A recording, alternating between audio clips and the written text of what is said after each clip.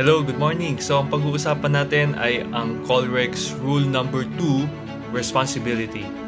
Rule 2 sinasabi na walang sinuman ang makakalusot sa responsibilidad niya sa pagsunod sa Colrex. Sa Rule 2 na responsibilidad mo na makaiwas sa collision at immediate danger. Totoo na may mga sitwasyon na kailangan mong tawagin si Kapitan. Pero habang wala pa siya, kailangan gawin mo bilang officer ang part mo para makaiwas sa bungguan at immediate danger. Sinasabi din dito yung importansya ng pagkakaroon ng common sense.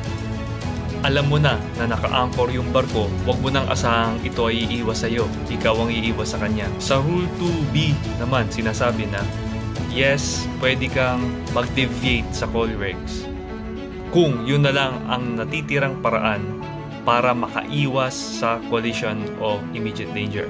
Pero lagi nating tatandaan na kailangan sumunod tayo sa Colrex kasi ito yung pinaka-best way para makaiwas sa aksidente. Another example nito, head-on situation.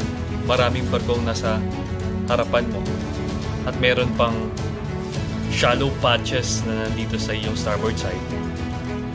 So common sense na hindi ka na mag-alter to starboard, ilagay yung sarili mo sa kapahamakan.